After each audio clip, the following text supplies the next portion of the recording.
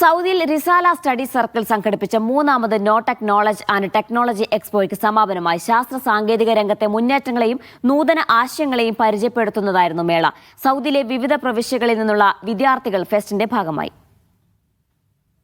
റിസാല study circle സംഘടിപ്പിച്ച മൂന്നാമത് നോടെക് knowledge and technology എക്സ്പോയാണ് സമാപിച്ചത്.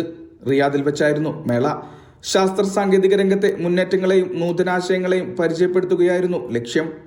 സമാപന സമ്മേളനത്തിൽ എ അബ്ദുൽ ഹക്കീം ഉദ്ഘാടകനായി.